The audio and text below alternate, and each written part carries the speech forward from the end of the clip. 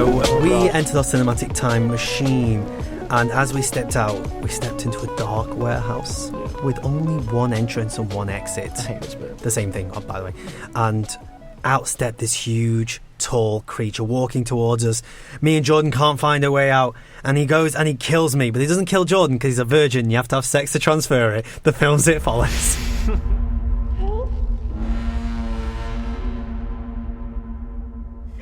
All the way back to 2014, ladies and gentlemen. So let me ask, when you I think I'm going to go home. When you come up with these monologues, are they like predetermined? You asked me this. Have I asked you this before? You asked me this. I never really. I'll be honest right now, and I'm sorry I'm on one's life. I never come up with them beforehand. I come up with them right before. Just as you say, I hate this part. I go, right, well, I've got to do something now.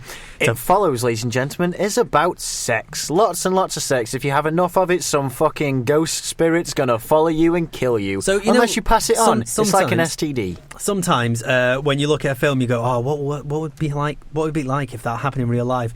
Do you feel good knowing that this happened in real life? You'd be fine. I'd be fine, yeah. Because this not only does no one have sex with you, you're still a virgin. Yeah. So it'd be like it'd come to you, and you'd be like, "You're right."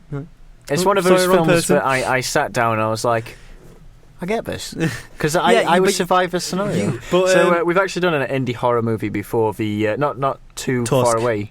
Oh, we've done 3 then. Tusk. We did Babadook, which was also 2014. Babadook. Fucking Tusk was 2014 as well. Yeah. So they've all been 2014 indie horror films. My question to you is, how do you think they compare to the mainstream horror films? Honestly, I can't compare their success. How much I liked it based on. Comparing it to mainstream horror films, because I really don't like mainstream horror films, and I wouldn't say I like this because it's an indie film. I am a hipster. Mainstream horror films seem to be cheap, and they seem to be like the same they stuck into a structure. It's like they put the circle block in the circle slot, they put the square block in the square slot.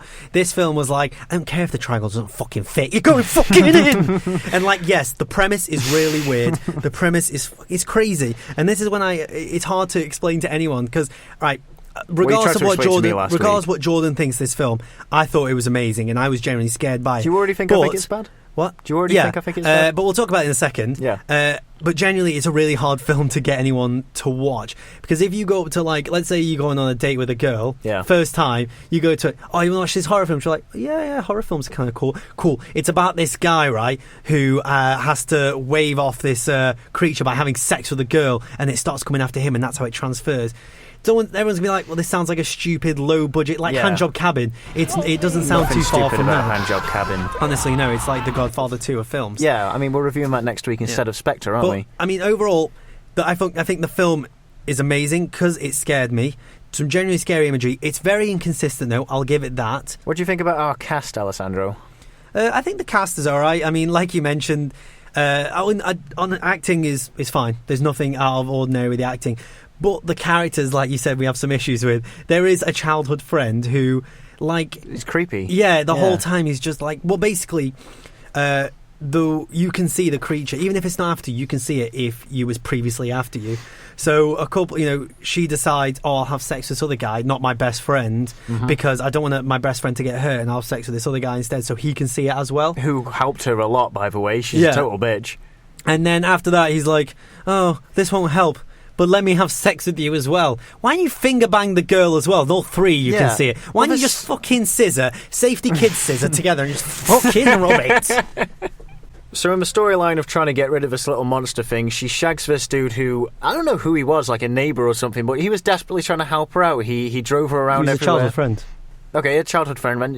No, I don't think we're talking about... I'm talking about the long-haired guy, the French-looking dude. Yeah, who the fuck is he? Well, he's just in the neighbourhood. He's just a dude who knows how to use his dick. He's just a dude, yeah. And that's sexist, ladies and gentlemen. Yeah, women can use their dicks. Yeah.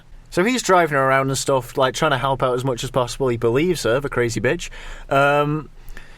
So she sleeps with this guy. It's not crazy though. She's telling the truth. She sleeps with this guy. Apparently, there's a rule where if the monster gets whoever it's targeting, it moves backwards. Yeah, it goes backwards. Yeah. By the way, the guy who gave her this disease, how the fuck does he know all of this shit? Because he was probably told by the girl who slept with him. Okay, yeah, but it wasn't really told. But it doesn't need to be though. I guess. Anyway, or else you'll go, well, how did she know? Yeah. And how did he know? And it'll be a normal It's an endless cycle, I suppose. Yeah. But, he dies, so he goes back to her. There's a scene where she sort of drives away and she finds this lake and there's, like, 3 guys on a boat. She strips naked. She's obviously going to bang all 3 dudes, right? Get rid of the virus. You're looking at me confused. What did you think happened in that? Because what sort of happens is she strips naked. I can't actually remember that scene. No, she's on a beach. She sees 3 guys on a boat. She strips naked. She goes into the sea. End scene. You don't remember that at all? No, I don't. Honestly, I can't remember that. Yeah. Okay. Well, that happened pretty much picture perfect as I said it. She obviously banged them. There's nothing else she could have done. But what water uses she got for a pussy and mouth? It's not gonna fucking use it to talk. No. Well, maybe urinating on the latter. But love the show. Yeah, it's great. Real view. I feel like you haven't made the point yet, and I'm not saying it's not my fault, but no, it's definitely your fault. The point is, she goes and she bangs the creepy guy, right? And I don't remember names, so the creepy guy we were talking about, the childhood friend. Yeah. She bangs him anyway. She's already gotten rid of the little monster thing, but she bangs him anyway. It's because and then that's never played on again anyway, right? It is, because the reason she bangs her childhood friend, the creepy dude, is she didn't like him. She was a cocktease, total cocktease. No, the reason she did it at the end is because when they get to the climax at the end, nice, the swimming pool, which is something else I want to bring up. It would be better if more than one person can see it. And obviously, if they got the girl, it makes sense to probably get the girl involved as well, the other girl. But they probably have to have a scene of awkward scissoring, so that's why she wanted him there. Because she could pass it on to him, and he could pass it on to them, and he'd just have such a fucking great time with all this. He'd be so fortunate. She barely wants to have sex with him. Do you think he can get laid a second time? Well, they get together at the end, don't they? There's few inconsistencies I'm talking about. They have to. It's a horror film. Well, they've got to learn that sex isn't bad and that they can do it together. Well, it is, because there's some fucker trying to kill them for having sex. Anyway, the John, that's why you should stay a virgin. That's my mentality. It's kept me safe so far. I don't want to die. I don't know what the mentality was with this. She fucking bangs this guy. You started this point probably about 15 minutes ago. No, I ended the point when I said it to him, because when she starts banging him, it's like it's for no reason. This is a new point now, Alessandro. Well, start a new point, starting at... Okay, go. I thought you were going to stop the recording. Go. So, the climax of the film, there you go, recycling, is her being... This whole film is recycling, by the way. It's so fucking hard to review this film. I'm glad we got shit to talk about, but this is so hard to get This is going to be half an hour of a show. Is this what happens when you try and make conversation? Yeah. She's in the middle of this... Right, first problem, she's in the middle of a swimming pool in an abandoned town, but there's like chlorine water and shit there. That's a problem. It's also never explained why somehow water will stop the beast. They put all sort of electronics around the pool, like toasters and blenders and shit. It's like, they didn't explain why they were doing this. They just said, I think I know what to do. And then they're there. And I was thinking to myself, did I miss something? What are they doing? The monster comes, of course doesn't fall for it. Nice. This is that was our throwback theatre.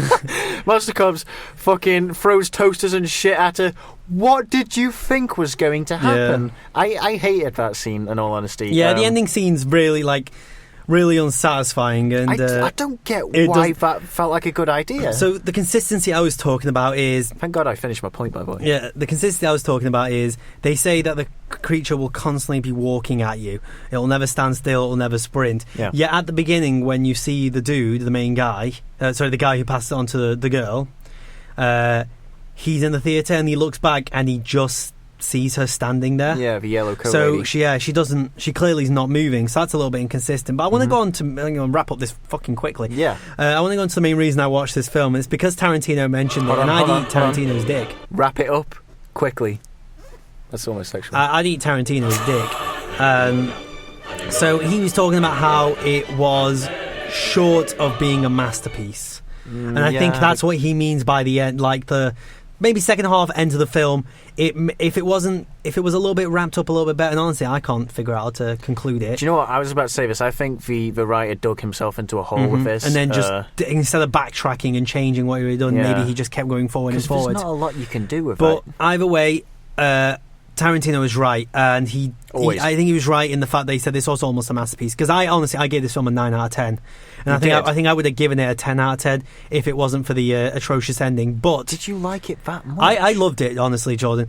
But The one thing I've got to say against the director, who's Robert David Mitchell or something like that. I think you got that, yeah. Or Mitchell David. Was that he heard Tarantino's review of it was short of a masterpiece, bar a few things, and he took it so negatively to the point of saying, hey, maybe I should watch some of your films and pick out the flaws in that.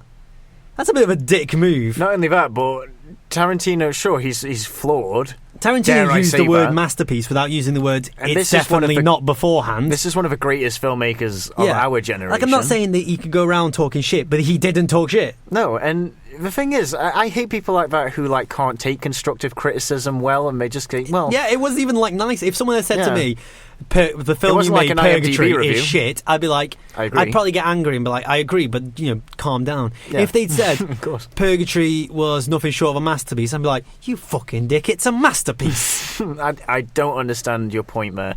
It wasn't like Tarantino went on IMDb, gave it a 1-star review... And he was like, love this, nothing short of a masterpiece, 1 out of 10. I gave it a 5. I don't think we've disagreed on a film more than this. Even fucking I'm pretty sure we have. Adventureland, I think I came to mutually say that it wasn't as bad as I thought it was originally. You said it wasn't as good as you thought it was originally. Because it's fucking shit. It's not. It's fucking shit. You know it's shit. You fucking know it's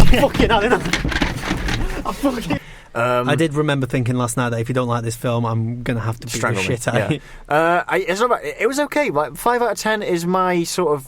I told you before, like I was on the fence and I was neutral about this. I wanted to like the film. It's beautifully shot. The soundtrack was excellent. Acting was a little bit wooden. Story was all over the place. 5 out of 10 for me. Nice. It's going to be here sooner or later.